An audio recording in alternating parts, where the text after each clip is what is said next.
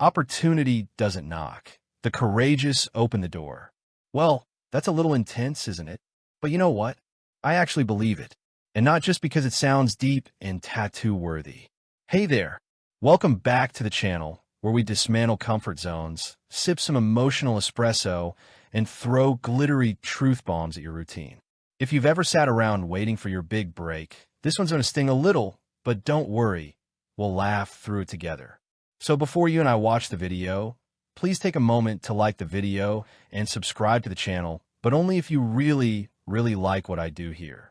Let's dive in. You've probably heard a dozen times, just be patient, your time will come. Cute, right? That saying is like telling someone in a locked room that the pizza delivery guy knows where the hidden key is.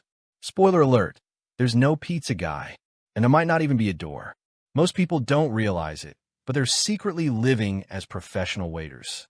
No, not the tip-chasing, tray-juggling kind, though that might actually be more rewarding. I'm talking about the waiting for permission kind. Waiting to be chosen. Waiting to be good enough. Waiting for the universe to whisper, "You may now begin." But here's the twist. The whisper never comes. Not because the universe is rude, though let's be honest, sometimes it is, but because opportunity isn't a visitor, it's a mirror. And it doesn't knock, it reflects. Reflects what? Your courage, your movement, your noise. Remember when you were 10 and thought someone would notice you were good at drawing, or solving puzzles, or dramatically reenacting movie scenes in the bathroom mirror? But no one did.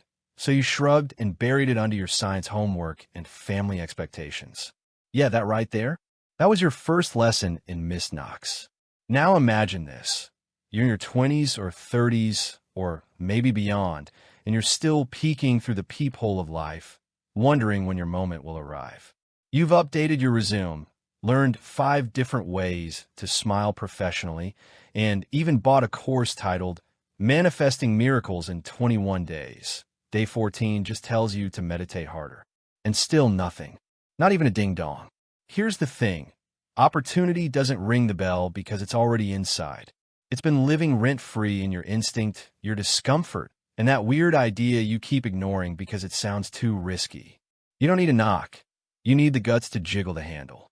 So why don't most people try? Let's not pretend we're superheroes here. There are a bunch of reasons. The couch is soft. Netflix has a new season. Your cat just got comfortable on your chest. And who are you to disturb royalty? Plus, trying things means failing. And failing means feelings, which is basically cardio for the soul. EW. But the deeper reason, the one we whisper into our pillow at 2:17 a.m., is this: what if I try and it doesn't matter? What if I jiggle the handle and the door doesn't open? What if I walk through and it's just a broom closet? Here's where the plot thickens. One time I signed up for an improv class. Now, if you've never stood on stage in front of strangers and tried to be funny on command while wearing mismatched socks and overcompensating with jazz hands, you haven't lived. Or sweated through your shirt in under 60 seconds. In the first 10 minutes, a guy next to me, a balding middle-aged accountant named Gary, pretended to be a spaghetti noodle having an identity crisis. And he was amazing. It wasn't that he was talented, he wasn't, but he committed. Meanwhile, I was the guy pretending to be a couch cushion. Real talk, that's not a metaphor. I was actually a cushion. For 5 full minutes. But in that ridiculous, cringy moment, something clicked. It wasn't about the scene. It was about showing up. Gary opened a door by being willing to look ridiculous. I sat in the hallway, hoping the door would feel sorry for me and swing itself open. That night, I stopped waiting for an invitation and started knocking on weird, rickety doors, even if it meant I'd walk into a broom closet wearing cushion clothes. See, the myth we've swallowed is that courage is a lightning strike. That opportunity needs to be earned, approved, or handed down by some celestial HR department. But here's the truth, my friend. You are the only person who can greenlight your story. And guess what? You've had that authority this whole time. You just didn't file the paperwork. I'll tell you what is knock, though. Regret. Yeah, that guy shows up like a weird neighbor who wants to borrow emotional sugar. And he doesn't stop knocking until you either move or finally open the door and tell him to leave. So let's do something radical. Stop waiting for the knock. Start knocking. Loudly. Clumsily. Repeatedly. even if your knuckles bleed a little. Because the only thing worse than failing at the wrong door is never finding out what's behind the right one. Oh, and just a heads up, sometimes the right door smells like gym socks and sounds like your Aunt Carol's laugh. You won't know until you open it. That's part of the fun. And the punchline? The door never opens for you. It opens because of you. Next up, we're diving into all the comforting lies we tell ourselves to avoid those doorknobs. You know, that I'm just waiting for the right time, or I'm not ready yet greatest hits album. Don't worry, I brought popcorn. Until then, remember, opportunity doesn't knock, but does wait to be shoved open. So there you are, hand hovering over the doorknob of your maybe dream. And suddenly, your brain pulls out a chair, sits you down like a stern auntie, and says, "Are you sure about this?" That's when the comfy lies roll in like lazy cats. Not aggressive, not even rude, just conveniently persuasive. You've heard them. Maybe you've whispered them. Maybe you embroidered one on a throw pillow. The classics. It's not the right time. I don't have the right tools. Let me just get a little more stable first. I should wait until Mercury's out of retrograde. Yeah, that last one is a personal favorite. Cosmic procrastination. But let's zoom in on that first one. It's not the right time. This phrase is the spiritual cousin of "I'll start Monday and after the holidays." There's always a better time that never comes. There's a little secret no one wants to say out loud. The right time isn't real. It's like a unicorn on roller skates. Looks majestic in your head, but doesn't show up on schedule. You could be knee-deep in debt or juggling 3 part-time jobs and still have more clarity than someone with a 6-figure salary and a walk-in pantry. Let's talk about Claire. Claire was 34, single mom, working as a night shift nurse, and convinced her dream of starting a home bakery was cute but not realistic. She had recipes. She had skills. She had an oven that made a weird humming noise but still baked cookies like magic. But the lies? Oh, those were baked in, too. I need a better kitchen. I should wait until my kid starts kindergarten. What if no one buys them? Spoiler alert, she started anyway. She posted 3 cookie photos on Instagram, and within a week, people were DMing her to ask if she took orders. One of them was a yoga teacher named Zara who had a friend who ran a pop-up market. Claire got a booth. Sold out in 2 hours. That same oven? Still humming. Still magic. Now, was it flawless? Nope. One time she forgot to label cookies, and someone bit into what they thought was chocolate chip, but turned out to be a renegade jalapeno experiment. But she kept going. And most importantly, she stopped lying to herself. That's the danger of these comfortable lies. They don't feel like sabotage. They feel like self-care. Like you're being responsible, measured, smart. You tell yourself, "I'm not afraid. I'm just being realistic." Honey, realistic is sometimes code for quietly giving up. Another crowd pleaser. I need to learn more first. Let me be real. There's always more to learn. You could get 5 degrees, 3 certifications, and a black belt in just in case, and you'd still feel underprepared. Learning is great, but hoarding knowledge like a dragon with anxiety, that's just fear in a cap and gown. A friend of mine once spent 18 months researching how to start a podcast. Equipment guides, branding strategies, voice modulation exercises. You name it. He finally launched, and it was fine. Just fine. What made the difference? Not the endless prep. It was that he finally started. The real learning didn't happen until episode 4, when he forgot to hit record and just stared at his mic for 48 minutes like it owed him rent. Here's the weird twist. Most of these lies come from a good place. You're trying to protect yourself from pain, from looking dumb, from wasting time. But protection can easily become a prison when it overdoes its job. Let's get even more personal. Have you ever said, "I'm just too tired right now"? Of course you have. We all have. Life is exhausting. Bills, traffic, toddlers who don't believe in sleep, Wi-Fi that collapses during your Zoom call like it's fainting in a Victorian drama. But here's the catch. Sometimes you're not tired because you've done too much. You're tired because you haven't done a thing. You've carried a mental backpack full of what-ifs all day, and that's heavy. Worrying about a dream and never acting on it is like babysitting a tiger. It'll wear you out and never say thank you. And then there's the ultimate sneaky one. I'm just not like those people. You know the ones. The risk takers. The go-getters. The people who post before and after photos with captions like, "just believed in myself and went for it." We assume those people were born with glitter in their blood and morning routines that involve celery juice and zero crying. But the truth? Most of them were exactly where you are, just with slightly worse hair and fewer filters. What made them different wasn't magic. It was movement. It was choosing to act before they believed they were ready. Let's go weirder for a moment. One time I met a woman who told me she didn't chase her passion because she believed the universe would open the door when the vibration was right. I asked how long she'd been waiting. 15 years, she said, smiling like that was totally normal. Now, I'm all for trusting the universe. But sometimes the universe is waiting for you to move so it can follow your lead. Like a GPS, it can't reroute you if you never start driving.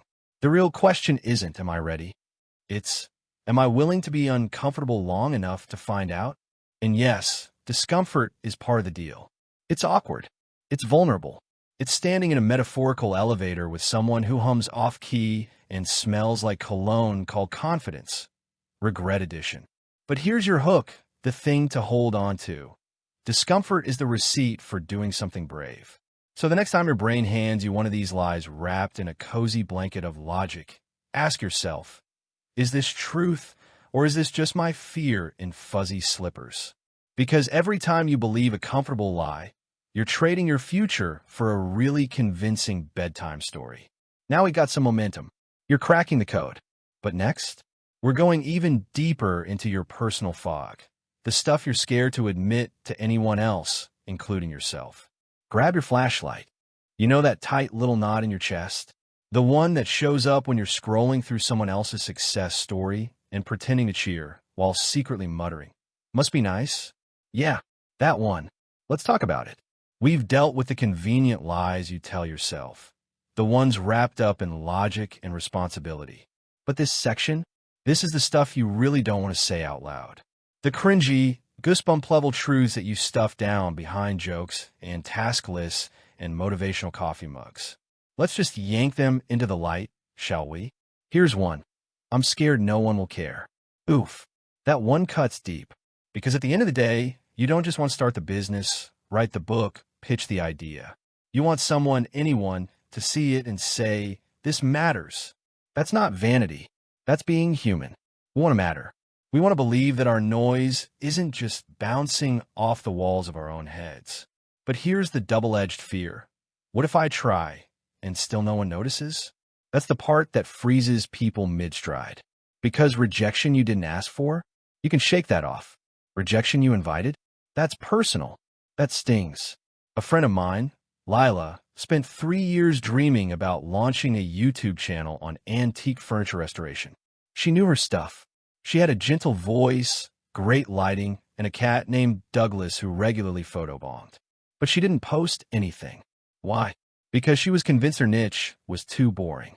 Who wants to watch someone clean an 1890s desk? Turns out, about 42,000 people. But she didn't know that until she finally got so fed up with her fear that she uploaded a video with 0 edits, Douglas licking a table leg in the background, and the title, "This Might Be a Waste of Time." That one went semi-viral. And even if it hadn't, she'd already won, because she finally did the thing. Now let's poke the next one. I'm scared I'll fail, and they'll see it. Who's they? You know exactly who. Your high school nemesis. Your ex who still watches your Instagram stories. Your family members who are silently collecting data to confirm that yes, you are indeed a walking disappointment. Here's the twist. Most of them aren't even watching you. They're too busy worrying that you're watching them. Life's real like that. But okay, let's pretend they are watching. Let's say you try something, it flops, and they do that smug little "I knew it" face from the shadows. You know what happens next? Nothing. Absolutely nothing. There's no explosion. No champarade. The world keeps spinning. And you've just added a brand new entry into your bravery resume.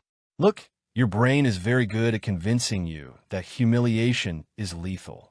But embarrassment doesn't kill you. You won't die from someone saying, "That didn't go well." You'll just learn. You'll recalibrate. And next time, you'll put the duct tape on before the presentation falls off the easel. And here's a curveball fear, one that hurts a little more. I'm scared I'm not special. Now that one, it's heavy. There's this sneaky little voice in our heads that whispers, "You're not one of the chosen ones." And we believe it, because social media is full of sparkle. Everyone seems to have some dazzling, marketable quirk.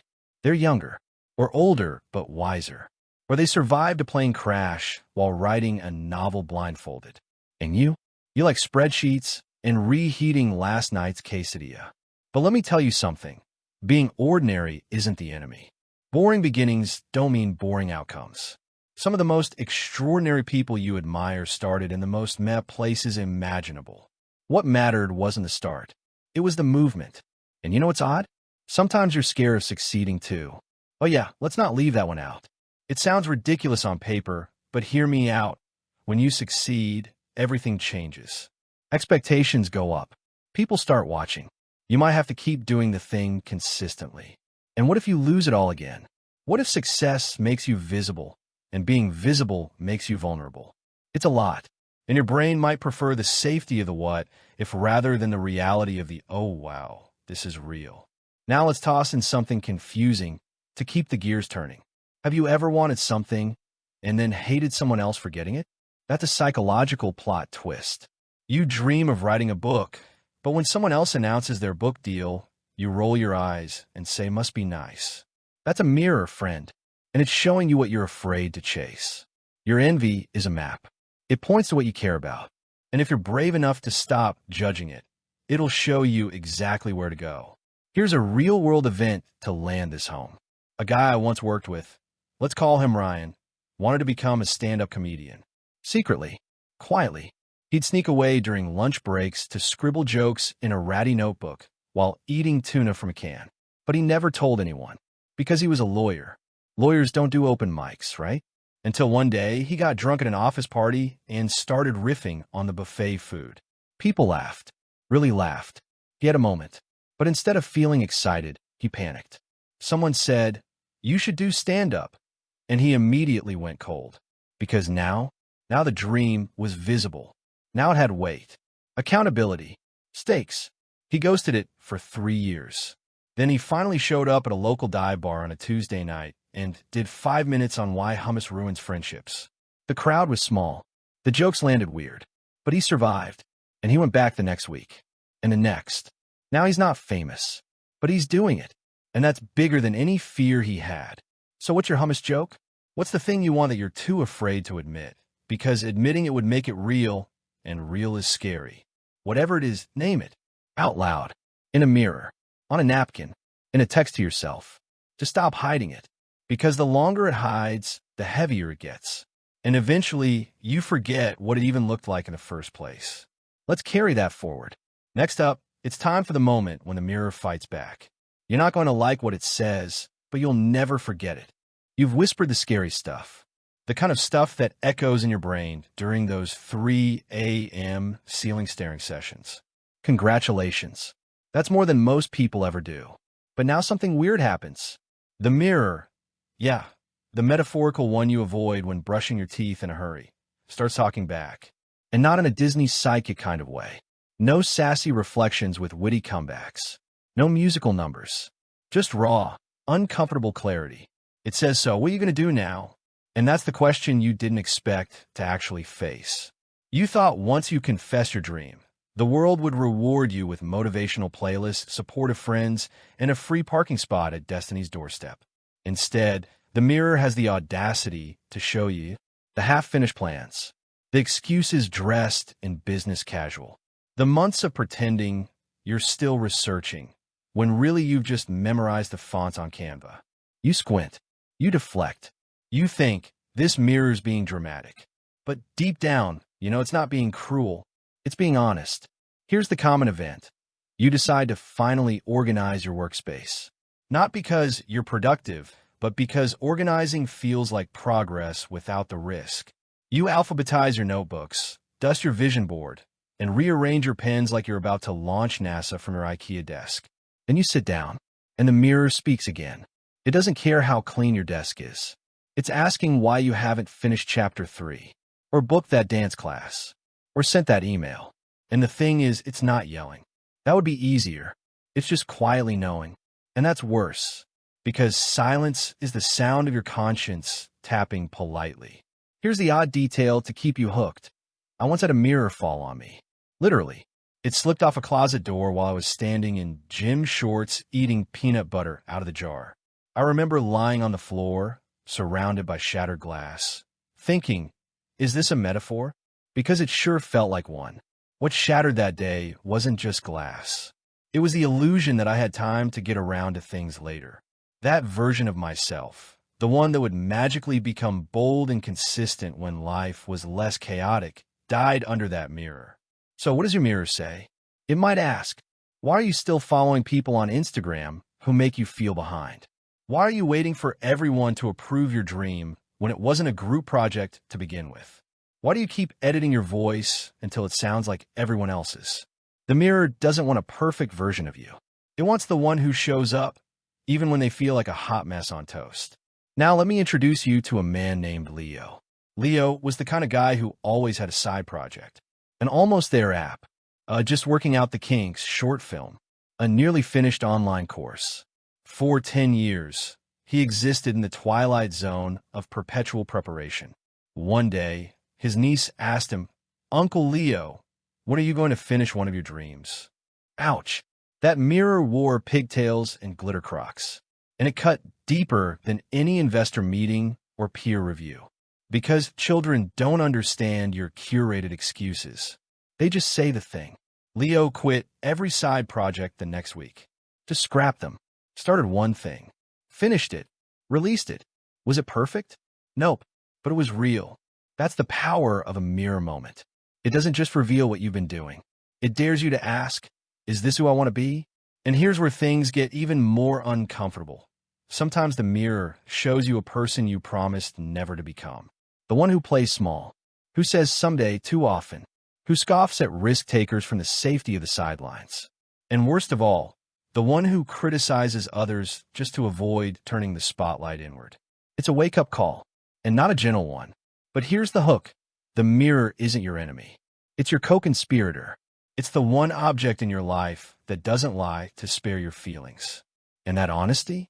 That's love in its rawest, most unfiltered form. Because once you see the truth, you can't unsee it. So now the question is, what do you do with it? You can smash it, figuratively this time. You can run. Distract yourself with productivity theater. Rewatch every season of a show you've already memorized. But the reflection stays in your head. It follows you into traffic lights and shampoo bottles and grocery store aisles. Or you can not.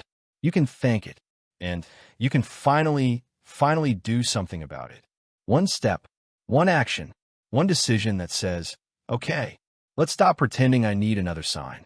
And if you're still on the fence, if you're still afraid you're not enough, remember this. Mirrors don't reflect perfection. They reflect presence. You showed up. That's where it starts. Next, we're going to talk about how people invent their own door handles, because sometimes there isn't a door at all, and you got to build your own way through the wall. And maybe use duct tape. And maybe glitter. Don't worry, it'll make sense in a second. So, the mirror has spoken. You've heard it. You've winced. You might have sighed deeply into your coffee. Maybe you even rage-cleaned your kitchen like your destiny was hiding behind the spice rack. But now we build. Because let's face it, some doors don't come with knobs. Some don't even have hinges. Some are just walls. Boring, uninspiring, concrete gray walls with a little sign that says, this way not for you. Which is why you need to invent the doorknob. That's right. Sometimes the way forward isn't through a grand entrance. It's through a barely noticeable crack in the drywall. And you delightful oddball, have to be the one who says, yeah, I think I can make something out of this. Let's rewind to a very common event. You want a job. You look for openings. There are none that feel quite right. You tweak your resume again, hoping that changing organized to meticulous is the magic word. But nothing changes. And then, wild idea, you decide to make something instead. That's inventing the doorknob. A friend of mine, Tanya, got rejected from 13 job interviews in a row. She had skills. She had style. She had a cover letter so spicy, it could have been banned in 5 states. Still crickets. So she started a newsletter, a tiny, dorky, heartfelt newsletter about digital design trends. She didn't charge. She didn't promote it. She just posted on LinkedIn and emailed it to friends. 6 months later, one of those friends forwarded it to a creative director. That director offered her a freelance gig. That gig became a contract. That contract turned into a full-time role that she negotiated her own way. She didn't wait for the door. She built the knob and installed it on the side of a wall no one was looking at. Now here's the confusing detail. Gotta keep your brain curious. The first edition of her newsletter had a typo in the subject line. It said "No Lester." She panicked, thought about deleting the whole thing. But people remembered it. One guy said he opened it out of curiosity because he thought it was a deliberate brand move. Accidental genius. This is the kind of story most people skip over when they talk about success. They make it sound clean, strategic, like they knew what they were doing. Spoiler, they didn't. They were duct taping ideas together in real time, hoping something would stick. You might be doing that right now. And if so, good. Because here's the thing, courage isn't loud. It doesn't come with theme music or dramatic lighting. It often looks like fiddling with broken parts and saying, maybe this could work. Let's talk tools. Your first tools won't be fancy. They'll be free software, your phone's camera, a friend who owes you a favor, and that one cousin who knows how to fix fonts. That's okay. If you wait until you can afford the right tools, you'll weight yourself into the next decade. You know what the Wright brothers used to invent the airplane? Wooden propellers and bicycle parts. That's not a metaphor. That's literal. They were like, hey, what if flying was just really aggressive biking? Your version of that might be launching a tiny Etsy shop with only 2 products, or offering a service on your lunch break, or publishing a blog that 5 people read, 2 of whom are probably related to you. But here's your hook. You don't need everyone. You just need momentum. Momentum is the thing that changes the rules. It turns people into believers. Because once you start building something, even a little something, the world shifts. People notice. Doors creak open. Other builders show up and say, hey, I've got duct tape too. There's this misconception that you need to be fully formed before you begin. That's backwards. You become the thing while you're doing the thing. Real talk. Your first attempt will be a little embarrassing. That's a good sign. If it's too polished, you waited too long. When I first made videos, I had a cheap mic and a background that looked like a hostage negotiation. But I did it anyway. Because waiting to be perfect is a myth wrapped in anxiety. And imperfection, that's human. It's relatable. It says, hey, I'm trying. Let me tell you about Carlos. Carlos wanted to be a motivational speaker, but he had no audience, no events, no connections. So you know what he did? He started giving speeches to plants. Yeah, like literal ficus plants. In his living room, he'd set up a camera, stand in front of his houseplants, and deliver 5-minute talks about perseverance. He posted them on TikTok with the hashtag #PlantPreach. People loved it because it was weird and earnest, and it worked. He invented a doorknob out of chlorophyll and courage. And eventually, human audiences showed up. Now he does live talks. And yes, he still brings a potted plant on stage. Branding, baby. The lesson? You don't need a door to begin. You need a reason, and maybe a little willingness to look ridiculous. And here's a joke to keep the air light. Why don't skeletons ever open their own doors? Because they don't have the guts. But you've got the guts. And next up, we're going to see what happens the moment you say a big, loud, terrifying, liberating yes. Not a whisper, not a maybe later, but a bold, chest-thumping yes to an opportunity you're not sure you're ready for, but you're going to take anyway. Get ready. The hinges are coming loose. Some people say opportunity knocks, but sometimes it whispers, or texts, or slides into your DMs at 2:42 a.m. with a slightly sketchy proposition that makes you question everything about your comfort zone. And what do you usually do? You squint at it, scroll past it, maybe screenshot it to your group chat with a caption, LOL nope. But then, one day you say yes. Not the cautious kind. Not the, sure, but only if Mercury's direct and my hair looks good kind. A real, gut-churning, possibly regret this later yes. That's what this part is about. You know that moment. You hit send. You walk into the room. You raise your hand. You sign the thing. You agree to something bigger than your confidence, but just barely within reach of your courage. Let's paint the scene with a common event. You're invited to speak at a panel. Someone thinks you're an expert.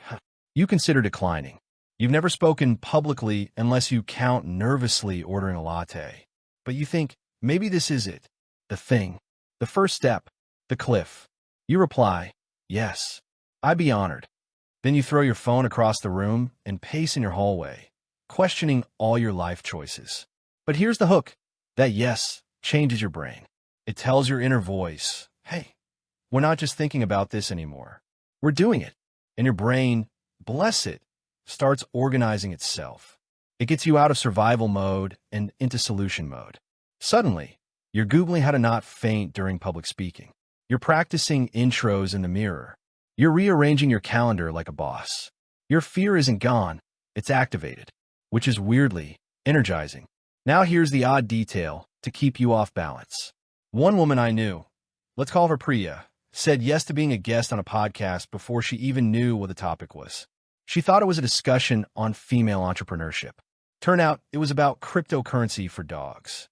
Yes, you read that right. But instead of canceling, she rolled with it.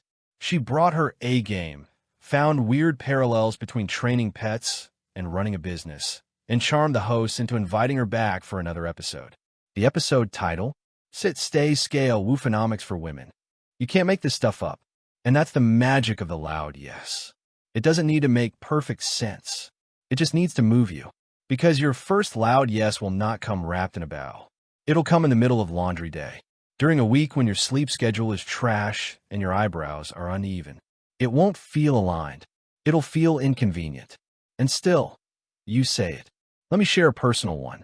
I once said yes to doing a live workshop for 80 people when I'd only ever taught behind screen.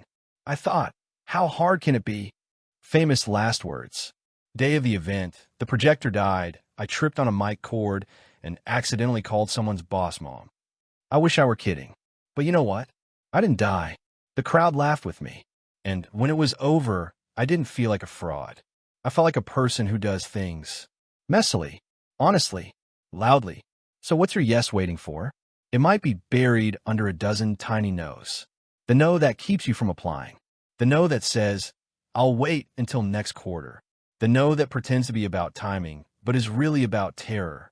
But once you say yes, everything cracks open. Here's the beauty. Your first loud yes doesn't need to be to the perfect thing. It just needs to get you in motion. It's not about mastery. It's about momentum. And your yes can be small in scale, huge in meaning.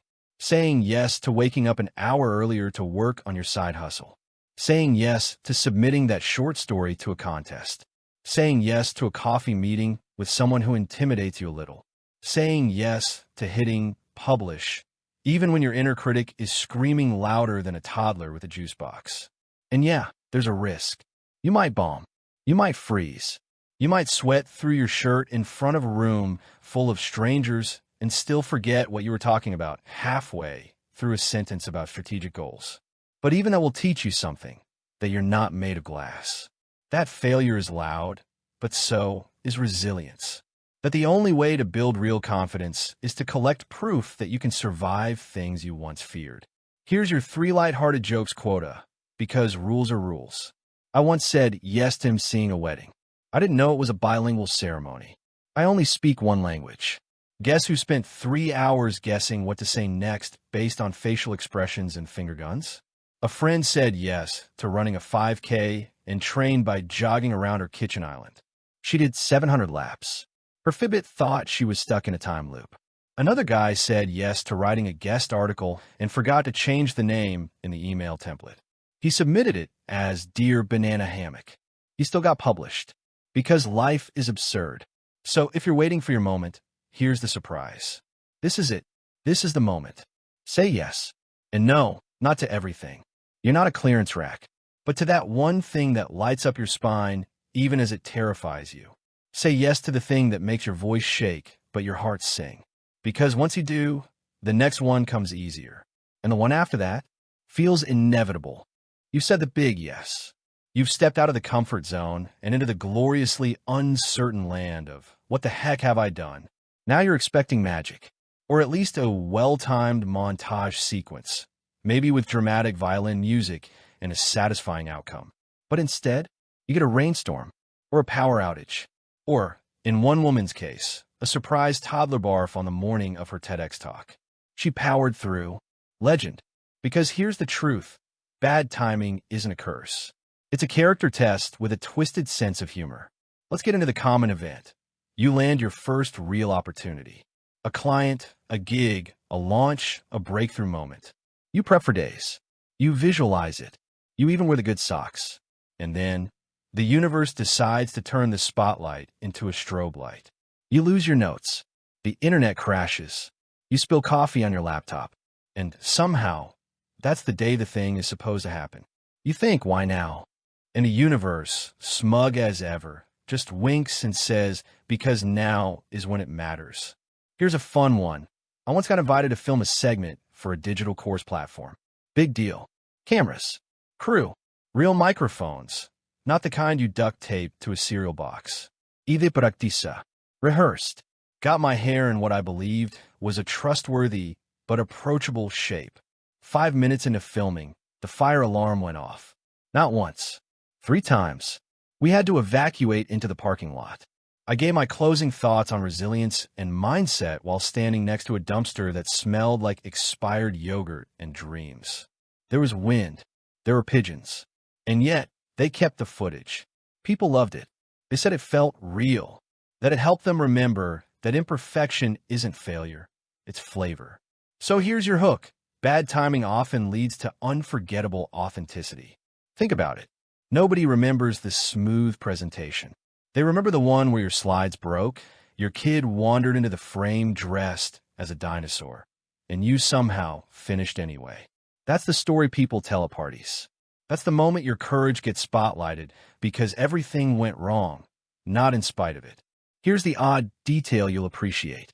A friend named Jordan launched a coaching business the same week a major celebrity dropped a competing product. All eyes went to the shiny name. Jordan got 0 signups. Zilch. She almost quit. But instead, she wrote a brutally honest blog post titled, How to Launch a Business at the Worst Possible Time. It got shared 11,000 times. That post brought in her first clients. People didn't hire her because she had the best graphics. They hired her because she told the truth when it would have been easier to hide. Bad timing becomes your co-writer.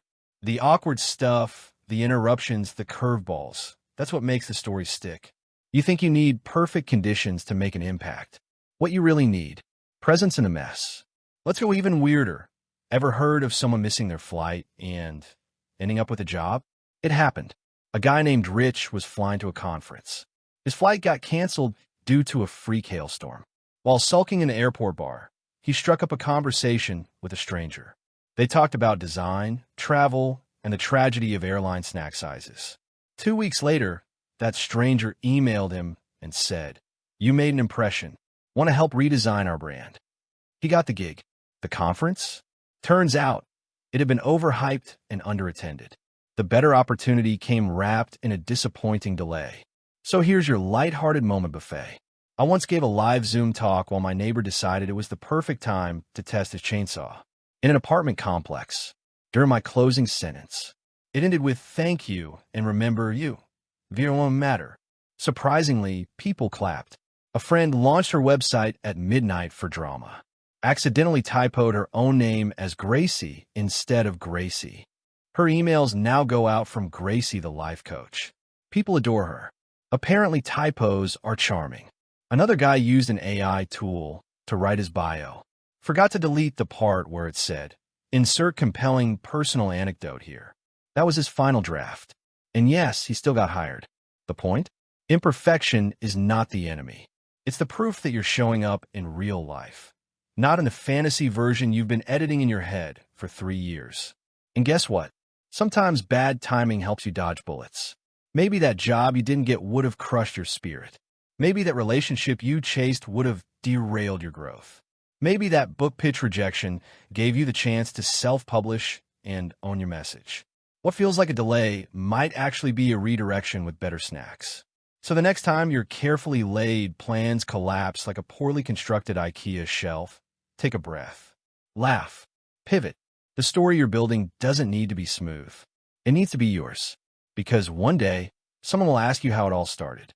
And you'll say, well, I was supposed to start last month, but then my cat threw up on my keyboard, and the rest is history. Every story needs its supporting cast. Some offer you a flashlight when the power goes out. Others accidentally trip you with it and say, oops, was that yours? Welcome to the part where we talk about the people who show up. The delightful, the disruptive, the unpredictable ensemble that sneaks into your story and rewrites parts of the script when you weren't looking. See, you're not building your dream in a vacuum. There are others hovering around your metaphorical blueprint. Some come with hammers to help you build. Others come with feedback, which sounds suspiciously like insecurity wearing a scarf. Let's begin with a common event. You start something, a project, a podcast, a pop-up shop. You're nervous, but excited. And then someone reaches out. Not a family member or your best friend. Someone you barely know. They say, hey, I saw what you're doing. It's cool. That tiny sentence, that matters. It breathes oxygen into your courage.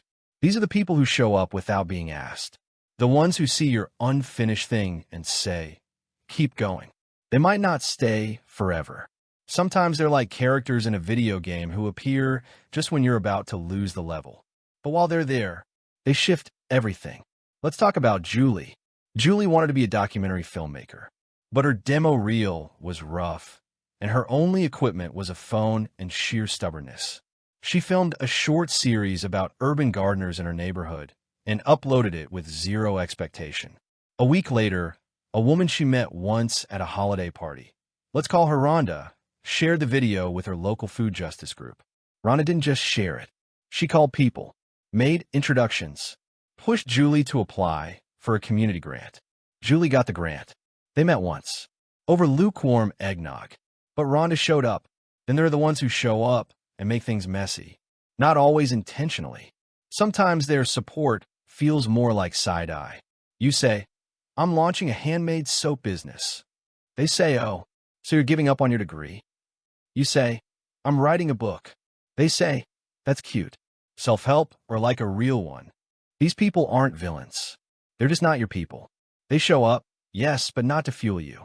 They show up to project their own fear in your direction, like a fog machine on high. Here's your odd detail. One guy I met, Barry, said his biggest supporter was the lady who ran the corner bodega. She didn't speak much English, but every time he walked in, she'd smile, hand him a coffee, and point to his notebook like, you write today?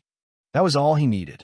Some people won't get your vision, not because it's bad, but because it's yours, and they weren't given the privilege of seeing it the way you do. That's okay. Don't waste your oxygen convincing them. Use it to fuel your next move. And then there are the true ride or dies. They don't ask for updates because they've already shared your post, bought your product, recommended you to someone. They send you memes when you're spiraling. They say things like, you're doing great, on days when your inner critic is auditioning for a Broadway role. And most importantly, they remind you who you are when you forget. Here's a fun twist. A woman named Dana launched a jewelry line. It was fine, nothing earth-shattering, until a random internet friend, someone she'd only ever DM'd about 2000s pop music, tagged a micro-influencer wearing her earrings. That tag turned into a collab. That collab turned into an article. That article turned into a call from a retail buyer. Dana had no clue how retail worked, but she had someone who showed up. That's what mattered. Here's the hook. You don't get to choose who shows up, but you do get to choose who stays. Some people arrive with confetti, others with critique. Both serve a purpose, because even the tough ones, the ones who doubt you, force you to sharpen your vision, to say, no, actually, I do believe in this. And here come your jokes, freshly brewed. I once told a friend I was writing a book, and she said, nice. Is it fiction or your life, but with more interesting stuff? I said both. Another buddy kept helping me by suggesting alternate titles for my project. His top pick? Things nobody asked for, but here they are. Honestly, kind of tempted.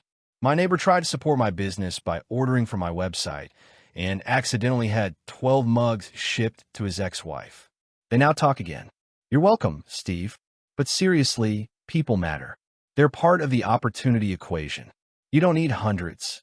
You just need the right few. The ones who reflect back the strongest, most stubborn version of you. And even if no one shows up at first, be the person who shows up for yourself. Every day, especially the ones when your hair is frizzy, your inbox is dusty, and your hope feels like it's been on hold with customer service since 2019. Next up, let's talk about courage. Not the movie kind. Not the lion in a storm, sword-wielding kind. Real courage. The kind that wears mismatched socks, trembles a little, and still does the thing anyway. Because it's about to get very real. You think courage looks like a cape.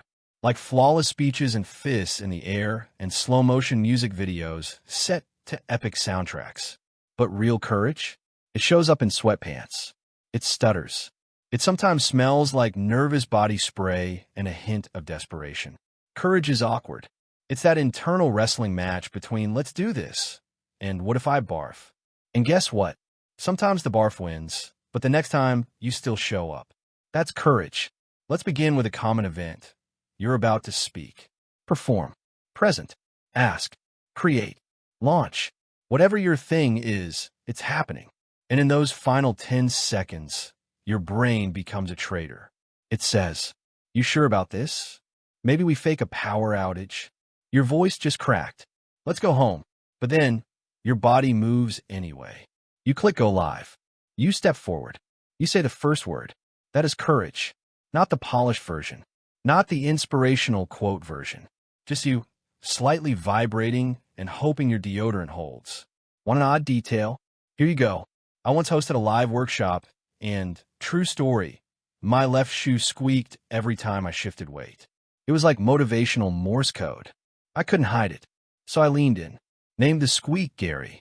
Told the audience Gary was my emotional support squeak. They loved it. The awkwardness became the connection. That's what people miss. Courage doesn't require absence of awkwardness. It thrives within it. Let's talk about Mel. Mel decided to host her first photography exhibit in a rented community center room. The lighting was terrible. The signage was handwritten. One guy thought it was an open mic night and brought a harmonica.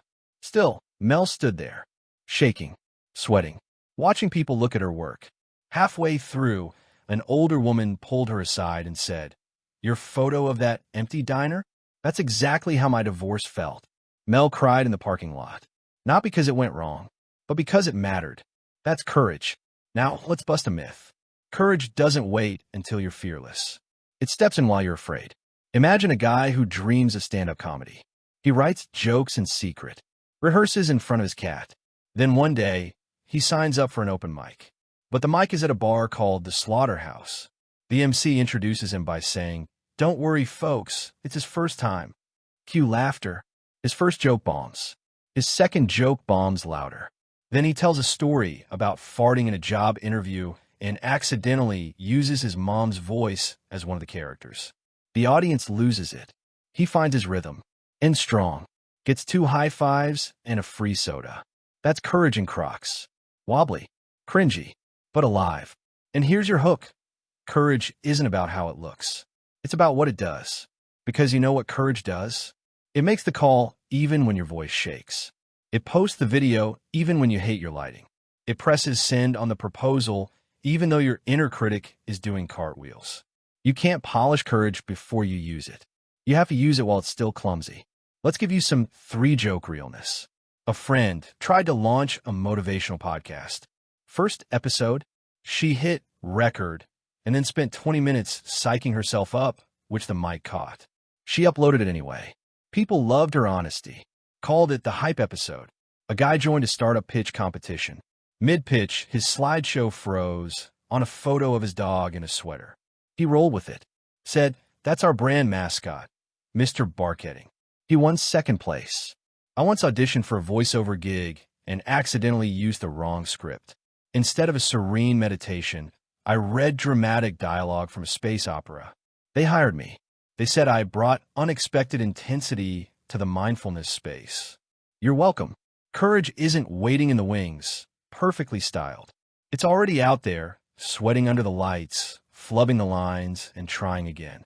And when people see that vulnerability mixed with motion, they don't judge you. They root for you because they see themselves in your shaking hands. You're not a statue. You're not a brand.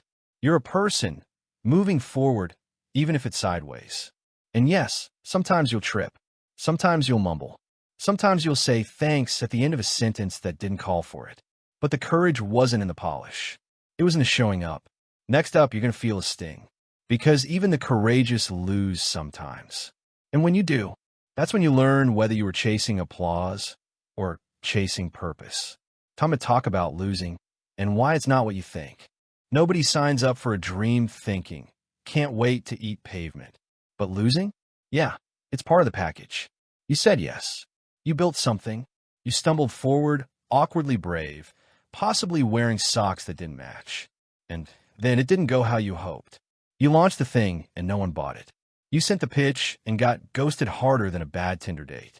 You stepped on stage and bombed. Loudly, in front of people with phones. It stings. And your first instinct might be, maybe I'm not cut out for this. But let me stop you right there, future legend. Because here's the truth most self-help posters won't print.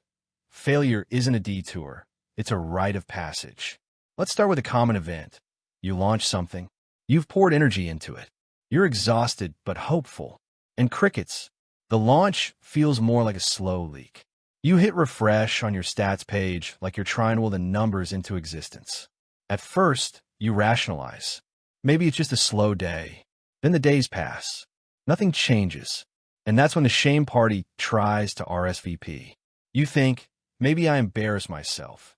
You think, maybe I should delete everything and go into digital witness protection. You seriously consider changing careers to underwater basket weaving in Antarctica. But here's the odd detail.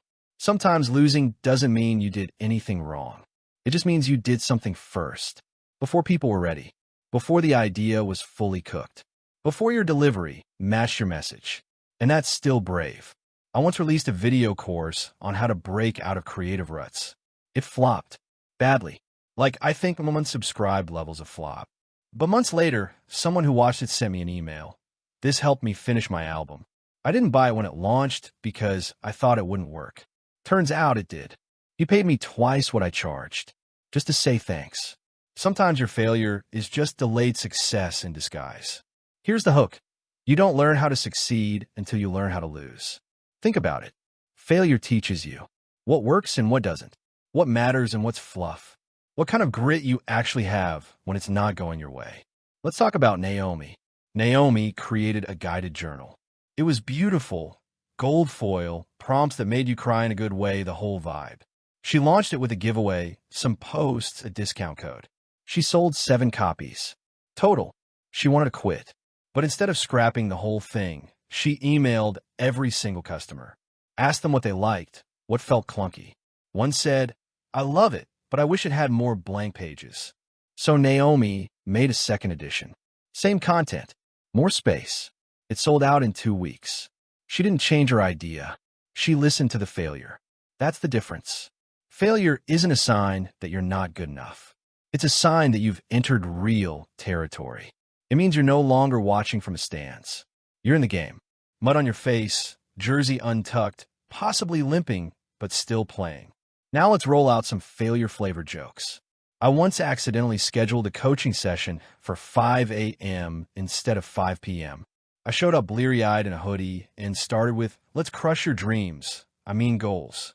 A friend hosted a webinar and forgot to mute her mom, who was in the background yelling. Did you take the chicken out?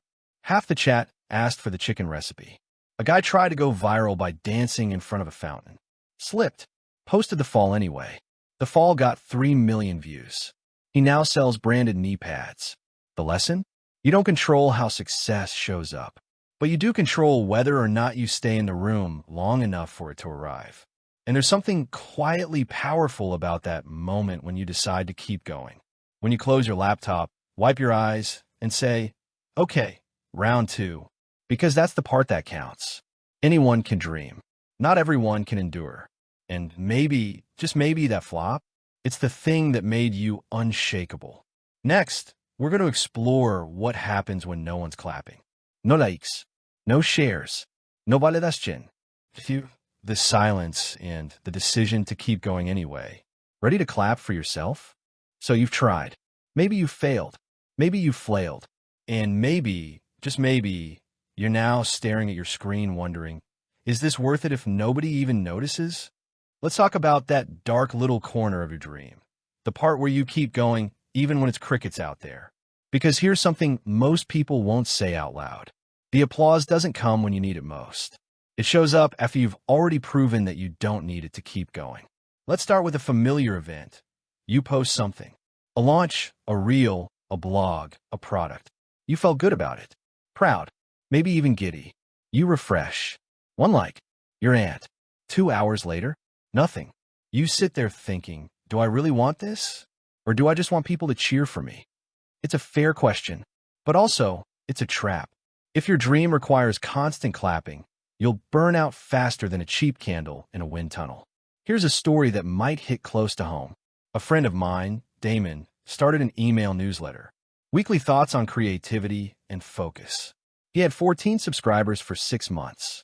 He almost quit every week, but he kept writing. Eventually, he noticed one email address that never missed a click. Just one. It belonged to a woman who worked in HR at a large tech company. 8 months in, she forwarded his email to her team. They asked him to teach a workshop. That workshop paid more than his day, job's monthly salary. You never know who's watching. But more importantly, you have to be okay if no one's watching at all, because the applause will come, but not right away. And here's the hook. Your real validation has to come from movement, not recognition. Let me be blunt. Your dream is not a performance. It's a calling. Applause is a bonus, not a business model. And you know what happens when you stop craving praise? You start making stuff that's honest instead of likable. You start showing up without needing permission. You build consistency like it's a muscle. And suddenly, you become the kind of person others want to applaud because you're not out here begging for it. Let's toss in an odd but true detail. I once spent 4 months creating a video series that I thought would break the internet. It did not break the internet. It didn't even bruise it. My most watched episode was 112 views. 30 of those, me checking if the video loaded correctly. But I kept going. And one day, someone emailed me and said, "Your video saved my week." Not in a dramatic, life-saving way. Just, it made me feel like I wasn't alone. I printed that email. Still have it. Because even if no one else clapped, that moment mattered. Now let's spotlight the moments where no applause comes, but everything still shifts. Let's say you're at the gym. Nobody's watching you do those awkward lunges. But one day, you carry all the groceries in one trip and think, that wasn't hard. That's applause. Quiet. Real. Or you start meditating. Journaling. Not because it's trendy, but because your brain was turning into emotional scrambled eggs. Weeks later, you respond calmly to someone who would have ruined your day. That's applause. Or you apply for something, again, and get rejected, again, but don't spiral this time. That's applause. It's just internal, invisible, and that makes it more powerful. Here are your 3 light-hearted gems, because awkward silence still deserves laughs. A friend wrote a song and uploaded it. No one listened for weeks. Then her dentist played in the office and said, "Catchy tune. Is it from a toothpaste ad?" It wasn't, but she did get a cavity-free badge. I once gave a talk at a coffee shop. 3 people showed up. 2 were there for the Wi-Fi. One was my ride. I still gave it like I was on a TED stage. A barista clapped once. That barista still follows me. Shout out to Kyle. Another buddy made a comic strip about introverts. Posted it to a site no one visits. Months later, it got picked up by a niche magazine. Now he sells mugs with cartoon puns. His bestseller? Control plus me. So here's the deal. Keep going, even when it's quiet. Keep making, even when it's messy. Keep building, even when it's unsexy and unpaid and unshared. Because consistency is louder than clapping. And if you do hear applause, awesome. Smile. Say thank you.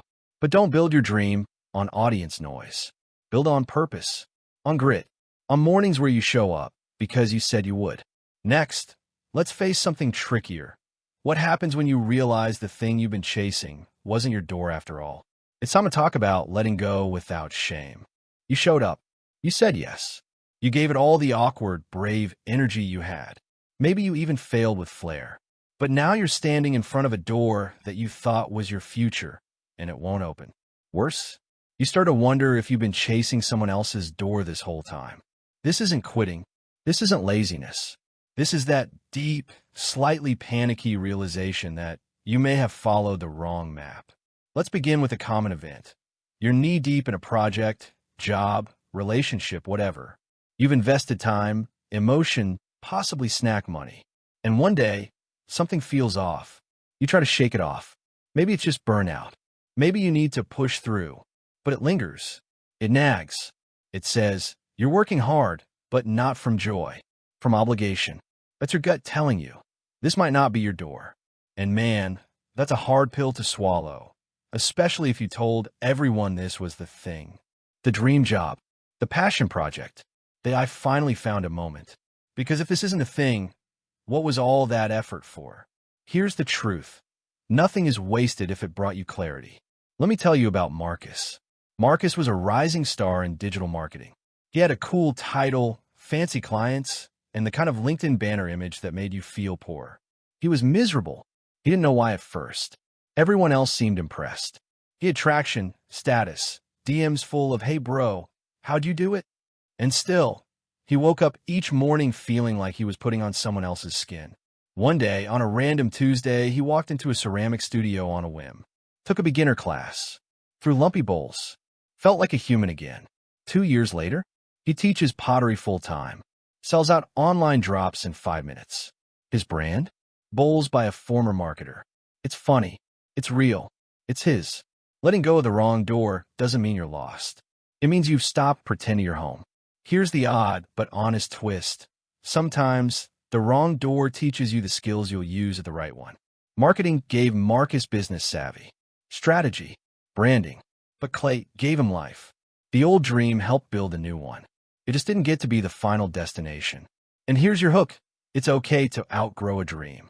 You're allowed to change your mind. You're allowed to say, I thought this would fit, but it doesn't. That's not failure. That's maturity. Think about it. Do you still wear your favorite outfit from middle school? If you do, no judgment, but also yikes. You've grown, and growth doesn't always look like more. Sometimes it looks like different. Time for your 3 jokes, Dream Detour Edition.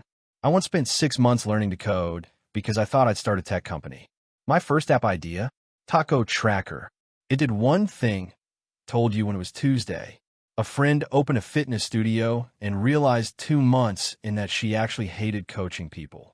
She now runs a blog called Don't Do What I Did. It's a hit. Another guy became a financial advisor because his dad told him to. After 5 years, he quit to become a wedding DJ. He now goes by DJ Deductions. So what happens when you realize it's not your door? Here's the move. Don't burn it down. Just walk away. Don't beat yourself up. Say thank you for the experience, the clues, the mess. And don't rush into another door just to prove you're still doing something. Take a breath. You're not behind. You're realigning. Some doors are meant to be passed through. Others are just meant to teach you how to knock better. Letting go with grace is one of the bravest things you'll ever do, because anyone can chase. But it takes wisdom to pause, turn around, and say this one wasn't for me. Next up, you're stepping into brand new territory. The kind where everything feels strange, uncomfortable, maybe even wrong, until you make it your own. Bring your curiosity, and maybe a flashlight. So, you walked away from the wrong door. Proud of you, by the way. And now, you're standing in a room you didn't plan for. It doesn't look like your vision board. It doesn't smell like lavender and confidence. It looks like, well, like someone shoved you into a thrift store of opportunity and said, good luck decorating. The chairs are mismatched. The lighting is weird. One of the walls is painted lime green for some reason. And in the corner, an idea that makes you slightly uncomfortable, but also kind of excited. Welcome to the land of unexpected opportunity. Let's begin with the common event. You try something new. It wasn't your first plan, or even your third, but it's here, and it's real, and now you're in the middle of it. At first, it feels off. The people talk differently. The pace is strange. You second-guess your instincts. You think, is this really for me? But slowly, like your eyes adjusting in a dark room, you start to see that weird project you said yes to. It's teaching you how to collaborate. That random job you took because rent doesn't pay itself? It's unlocking strengths you didn't know you had. That invitation to co-host a podcast with someone you barely know, it's making you better at listening. None of it looks like what you imagined, but it's working you, shaping you. And that's the point. Let's meet Erica. Erica trained as a classical violinist. Years, sweat, rehearsals that made her fingers scream. She applied to every orchestra position she could find. Nothing stuck. One day, she filled in at a recording session for a hip-hop artist. It was supposed to be one track. She ended up staying for the entire album. Her loops became signature sounds. People started calling her the string queen. She didn't plan for this room, but she made it her own. Here's the odd detail. Her first gig required her to play a violin part, next to a guy dressed as a banana. She almost walked out. Instead, she played. The track went viral on TikTok. Of course it did. That's what happens in these strange rooms. The unexpected becomes unforgettable. And here's your hook. You don't need the room to feel right. You just need to start arranging the furniture. You hang up your art. You move the chairs. You bring your favorite lamp. And slowly, the strange room starts to feel like home. And yeah, at first, you might sit on the wrong part of the couch and fall through. You might open a closet expecting coats and find a jazz band. But over time, the discomfort becomes familiarity. Let's get to those 3 jokes, shall we? I once did a branding gig for a pet psychic. She had me write ad copy like, "We speak fluent bark." Weirdest room I've ever been in. Also, one of the most creatively freeing experiences I've ever had. A friend joined a writer's group thinking it was a productivity accountability circle. Turns out, they wrote alien romance novels. She stayed. Now she sells short stories under the pen name Luna Starbound. Hashtag no regrets. Another buddy accepted a job offer thinking it was a software startup. On day 1, he realized it was a software startup for haunted house ticketing. He now leads the spookiest IT team in the country. Here's what all of this means. Sometimes your path looks nothing like you expected and still leads exactly where you needed to go. You wanted polished wood floors. You got shag carpet and lava lamps. But maybe that's where your brilliance shines. Not in perfection, but in remixing the odd, in turning the strange into signature.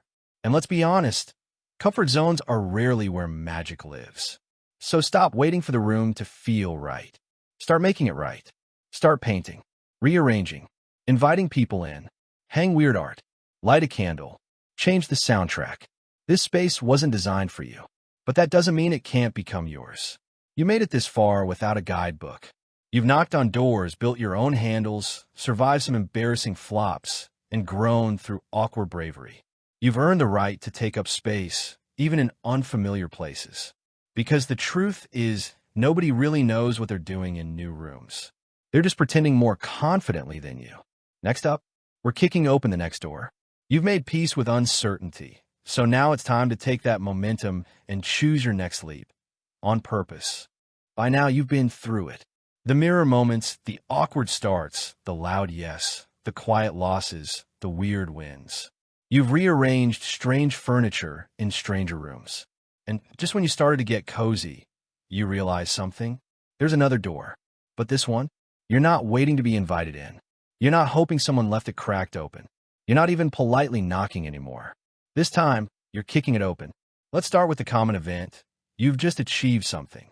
Maybe it wasn't headline-worthy, but it was real, tangible. A goal you can point to and say, yeah, I did that. Most people would take a breath, coast a little. But you get restless. Because somewhere deep inside, something says you're not done. That's the moment.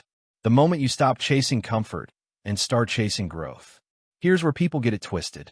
We think success is a finish line. That once we make it, we can just vibe forever. But success? That's just a checkpoint. And beyond that, another door. You don't wait for this one. You seek it. You don't knock. You charge. Let's talk about Kayla. Kayla had spent 3 years building a wellness brand. Finally, she hit 6 figures. Her newsletter was thriving. She had clients, courses, credibility. Everyone told her, "You've made it." And she smiled, gracious, grateful. Then she started sketching ideas for a mobile app. Her business coach said, "Why complicate things?" But Kayla wasn't interested in staying safe. She was curious, hungry, and most of all, she was no longer building from fear. She was building from freedom. That's the difference. Here's your odd twist. Her first prototype broke her existing site. Clients couldn't log in. Payments failed. Her inbox looked like a digital horror film. But the app? It worked. Eventually. Now it's 70% of her revenue. Because she didn't stop at one success. She kicked open the next one. And that's your hook. You don't stop when it's working. You grow because it's working. Growth isn't betrayal. It's evolution. And if the room gets too comfortable, it's time to stretch again. You might pivot, expand, launch something weird and thrilling, or revisit something you shelved years ago because the timing wasn't right. Now it is. But you've changed. You're no longer trying to prove you're worthy. You know you are. This next door? It's about playing bigger. Time for your trio of joyful jabs. A guy I know made 6 figures selling minimalist productivity planners. Then he launched a neon pink chaos planner for creatives. His tagline? Organization for people who hate being organized. It outsold the original. Turns out, messy people also like paper. A friend built a name as a corporate trainer, then started a side hustle teaching improv to accountants. Her first workshop had 1 attendee and a broken chair. Now she books out months in advance. Her signature line? Let's audit your fear. I once created a digital guide that flopped. Years later, I recycled it into a mini course, added jokes, recorded it in my pajamas, and it became my most shared product. Apparently, people prefer useful chaos to clean and boring. And here's what matters most. You've been through enough now to know you won't break. You've faced silence. You've faced flops. You faced rooms you didn't feel ready for. And here you are, still choosing. That's the power you've earned. So ask yourself, what's something I've been waiting to try? What's the idea I shelved because I thought I had to stick to my lane? Whatever looks scary, but kind of thrilling, because that door, it's the next one. And you, seasoned, scrappy, slightly wiser than before, you're not knocking anymore. You're walking up to that sucker and kicking it clean off the frame. Not out of ego, but out of momentum, out of love for the process, out of respect for the person you become. You're not doing this to be seen. You're doing it to see, to find out who you are beyond the last challenge. And yes, you might face new fears, new failures, but now you know how to handle them. You know how to get back up. You got duct tape, jazz hands, mismatched socks, and a whole drawer full of lessons I learned the awkward way. You're built for this. And just one more door stands between you and something extraordinary. Next, we reach the final part. But it's not an end. It's a shift, a transformation. You're no longer looking for opportunity. You're the door now. It started with waiting for the knock, the sign, the permission slip, the right mood, the right time, the right kind of ready. But now here you are, scarred, inspired, maybe a little sore, and something feels different because there's no more waiting. There's no more knocking. There's no more hoping someone opens the way. You've become the door. Let's begin with a common event. You get asked for advice. Maybe a friend, a colleague, a random person in your DMs. They say, "How did you get started?" You pause, because there isn't a clean answer. It wasn't a single moment. It was a dozen weird, shaky, clumsy decisions. Some good, some hilarious in hindsight. And all of them, somehow, shaped who you are now. And as you tell your story, you realize, I didn't just walk through doors, I built them. For yourself, and for others. Now people see what you've done, not just the outcome, but the fact that you did it at all. And it gives them courage. They see themselves in your mess, your magic, your funny failures, and imperfect pivots. You become the door they didn't think existed. Here's the odd detail. I once spoke at an event where I asked people to write a letter to their past selves. One guy stood up and said, "Dear younger me, sorry for doubting how much you were going to matter." Then he cried. So did half the room. Turns out, being the door means you become a mirror too. You reflect back what others need to see. That courage is possible. That success isn't polished. That trying is enough. And here's your hook. You're not just chasing dreams anymore. You're opening space for others to chase theirs. You don't need applause now. You clap for others. You don't need validation. You know your value. You don't wait for access. You create it. You are the person your younger self was waiting for. And maybe someone else's younger self, too. Let's finish strong with your 3 final lighthearted moments. A friend of mine built a career helping small businesses tell better stories. His tagline? I write copy that makes people feel things and buy things, mostly in that order. He's now booked 6 months out and still uses a free Canva account. Another buddy started a community for aspiring authors. Her first meeting? 3 people and a sleeping dog. 2 years later, she hosts virtual events with 800 attendees, and the dog has merch.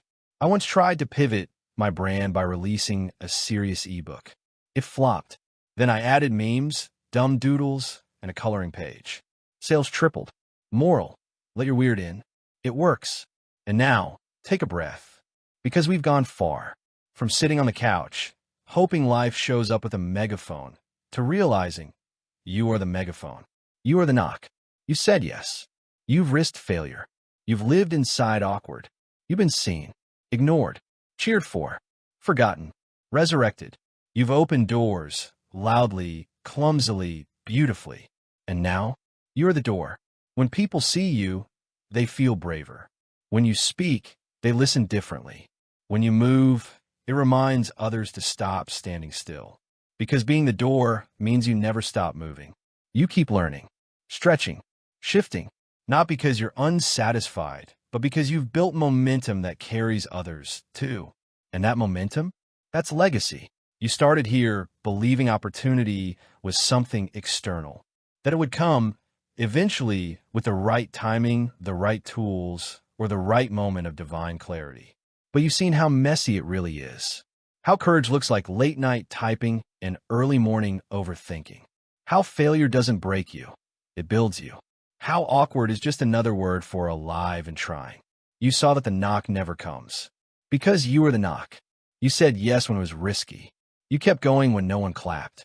You let go of doors that didn't fit and welcomed the strange, the weird, the beautifully unexpected. You grew, rebuilt, kicked down walls, rearranged entire rooms until they felt like home. You found people who showed up and people who didn't. And you learned to clap for yourself when the silence got heavy. And finally, you saw the truth. Opportunity doesn't knock. It's built. It's earned. It's created daily with effort, sweat, bad lighting, missed cues, accidental brilliance, and really good snacks. And when you become the door, you stop waiting for someone to open it for you. You swing it wide open for yourself and maybe hold it for someone else. You're not at the beginning anymore, but you're not at the end either. You're somewhere better. You're right here with everything you've earned, every story you've lived, every door you've walked through. And behind you, a trail of others who now believe they can do the same. Softly now, let this settle. Whisper it, maybe you're not knocking anymore. You are the door.